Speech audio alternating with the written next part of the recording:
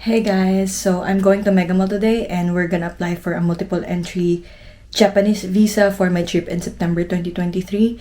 And I'll be transacting with Rary Tours in Mega Mall and I'm gonna take you with me today to apply for the said visa. So let's go! Change of plan, instead of applying in Rally Tours dun sa likod ko, I applied with Attic Tours. Ito, katabi ng Rally Tours.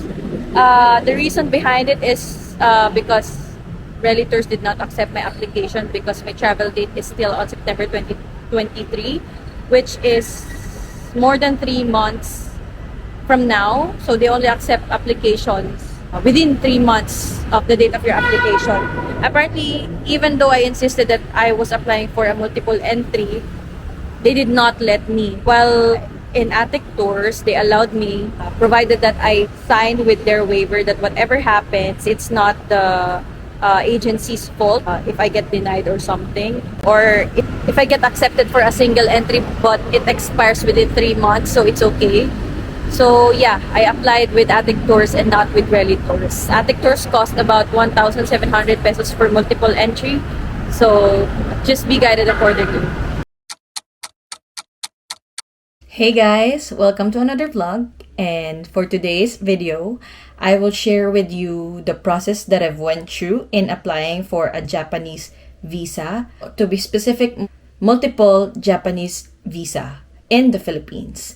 So, disclaimer before we start, I am not a travel agent nor am I affiliated with any travel agency. So, kung may mali man akong masabi with this is just based purely on my experience. So, let's start. Discuss muna natin yung mga papers na sinubmit ko lang.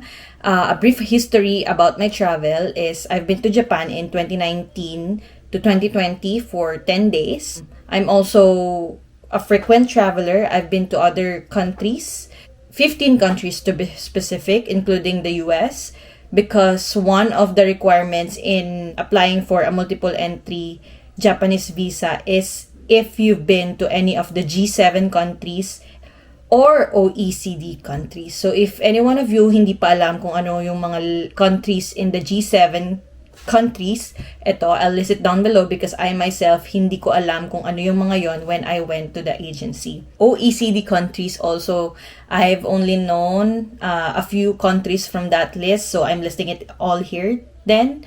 Kasi when you apply for a multiple entry visa, you are required to tick off some requirements like have you been to Japan in the last 3 years, if you've been to any of the G7 countries and or OECD countries. So yun ang mga tinitingnan sa mga applicants when they apply for a multiple entry visa. This is a document I was asked to complete for a multiple entry visa. You can check the requirements here.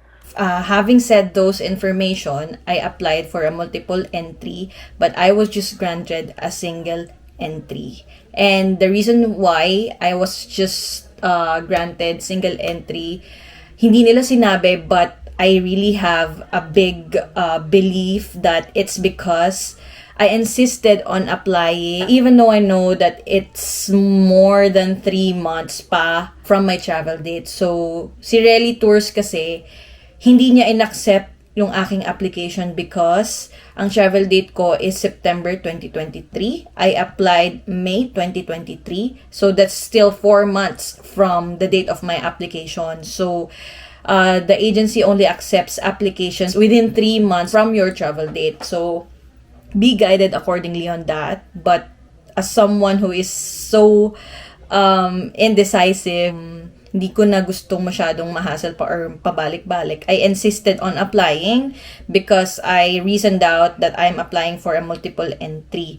But Rally Tours still did not accept my application. They would accept if I will alter the dates, my travel dates, and all the papers that I have, including the itinerary. And since I didn't have my laptop with me that time, and it would be hard to edit all of it using phone, I just opted to try in another agency, which is Attic.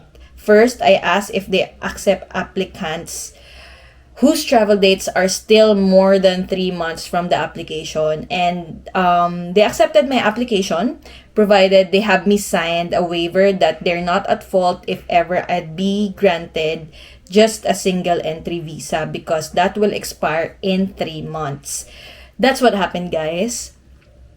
My travel date is in September 2023 and the single entry visa granted to me expires August 31, 2023. Unfortunate, right? But yeah, sa katigasan ng ulo ko, ganun yung nangyari. So, wag nyo na lang akong gayahin, guys. Be guided accordingly on the dates. Make sure na mag-a-apply kayo within 3 months from your intended travel date. Now, on a brighter side, I still got a visa. So, magre-reapply na lang ako, or I'll still go to Japan within those days that they gave me. And then I'll just reapply for a multiple entry when I go back. Now, let's talk about the papers that I submitted for me to get that visa. So, we'll just talk about my papers.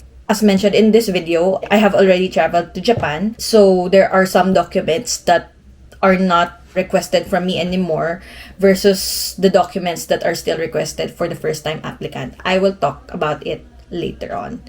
So number 1 that I submitted is the application form. What I can advise you on application form is you practice. You can fill it out by handwritten or online. So if you're gonna fill it out online, medyo marami namang tries yon. Just make sure it's the correct application form that you're filling out. And if you're gonna choose to fill it out handwritten, practice kayo kasi sa rally tours pa lang, 3 beses na ako umulit, bawal may erasures. Or it's just me, I don't want any erasures on my application form because, I don't know, I just want it to be clear. But meron akong mga erasures, hindi naman nila pinabago, but I insisted on changing it para wala talagang erasures.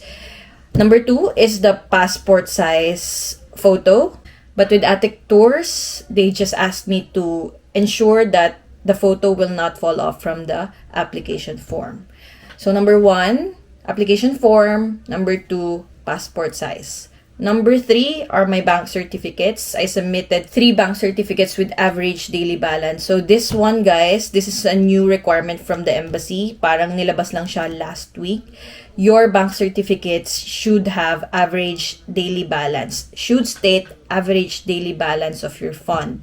Pag walang average daily balance, you will have to submit a 3-month bank statement along with that bank certificate that you have.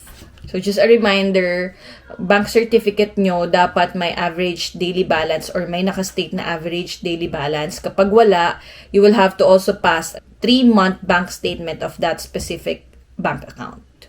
I hope we are clear on that kasi baka pumunta kayo sa agency and then pabalikin lang kayo to print out the bank statement if wala kayong average daily balance. Number 4, aking employment details. I submitted certificate of employment, payslips, and ID, especially ITR. The most recent one, 2022 ITR. Yung payslips, tsaka yung company ID, binalik na sa akin ni Attic Tours, hindi na daw kailangan yun. Ang kinuha na lang is the certificate of employment and the ITR. Number 5 is my itinerary. So, sa itinerary, meron silang parang template. I just got it from Japan for Dummies group on Facebook that I've been following for so long. If you want to have the sample, I can link it down below. But basically, in that paper, you'll just have the date, the activities that you will do in Japan for the duration of your stay. Next, and the most important of all, is your passport. Old and new passport. Actually, I passed mine kasi yung old Japan visa ko ay nasa aking old passport. So, if you're applying for a multiple entry Japanese visa, they are requiring you to pass even your old visas. So, all my existing visas are mostly on my new passport. So, it's okay. Pero yung ibang visas ko kasi like Korea, Schengen, and my previous Japan visa is on my old passport. For Attic Tours, they had me choose between passing a photocopy of those visas and stamps or just submit my old passport. So I just submitted my old passport along with my new passport. For your current passport, please note that it should be valid for 6 months on your travel date. Another document na kailangan mo ipasa if meron kang sponsor or guarantor is yung papers nila. So, kung ano man yung pinasa mo for yourself, yung mga COE, bank cert, bank statement, ITRs ng sponsor or guarantor mo, kailangan mo rin yun ipasa for them. This is to show the embassy that they have the capacity to shoulder the expenses that they are promising to shoulder. Kasi nga, i-sponsor ka nila, guaranteed nila yung expenses. So, kailangan makita ni embassy that they have the capacity. So, kailangan mo ipasa yon. Again, yung kanilang COE, yung ITR, and bank certificate with average daily balance. Pag walang average daily balance, I think same applies with the one I've mentioned earlier. Kailangan meron silang 3-month bank statement. Another supplemental paper that I submitted as a first-time applicant way back 2019 is a cover letter. Because at that time, it was still my first job. Ang issuance pa naman ng mga ITRs are April pa. So, it's still not even the end of the year. So, wala pa akong ITR. So, if meron man kayong gustong i-explain kay embassy or sa consul, you have to have a cover letter. So, a cover letter basically acts as a way for you to communicate with the consul. Kasi lahat ng wala kang papers or lahat ng explanation kung bakit wala kang papers or bakit wala kang ganitong document, doon mo siya pwede explain sa cover letter. So, bakit wala kang ITR if you are a freelancer or if you are just a student, or if you are still a student, you can explain it in the cover letter. Just explain it briefly and straightforward and walang halong pagsisinungaling. So, yun lang. Cover letter to explain everything that you want to explain. Act as if you're talking to the consul. Now, for married folks, I think you also have to submit marriage certificate. I am not married, I am single, but what I've read and researched about this application is for married folks, they ask for marriage certificate. So, I think that's it. That's all the papers that I submitted and the supplemental papers that I submitted when I was a first-time applicant. Processing fee. Magkano nga ba ang processing fee ni Attic Tours? So, I paid 1,700 pesos for a multiple entry Japanese visa application. It just took me 15 to 20 minutes there. Pero kay Relly, I'm not sure kung how much, but I think it's 1,500 pesos. 1,000 for the application and 500 for the multiple entry option. So, medyo mas mahal kay Attic, pero nga dahil hindi tinanggap ni Relly ang aking application, lumipat ako kay Attic. So, just be guided on these rates. Also, itong dalawang agency naman to ay ang mga bihasa na sa mga pagsusumite ng mga tourist visa application for Japan. So, hindi naman kayo maaalanganin kung sino man ang piliin nyo. Per experience ko, si Relly talaga ang madaming applicants kasi just say for example, when I went there in May 29, at 4 p.m., nasa 81 na yung number nila. While kay Attic Tours, walang pila. Ako lang yung nag-iisang nag-a-apply. So, it's just up to you kung sinong agency ang inyong pipiliin. But they are both very established agency in applying for a tourist visa. So, I hope this video will help you on your future applications with the Japanese embassy. And sana lahat tayo makakuha ng visa. Single man yan or multiple, I'm still grateful that I still had a single entry visa done having no visa at all. So, see you guys in my next passport diaries. If you find this video helpful and if you like this video, please don't forget to hit the like button and subscribe na rin as a way to support this channel. Thank you very much. Bye!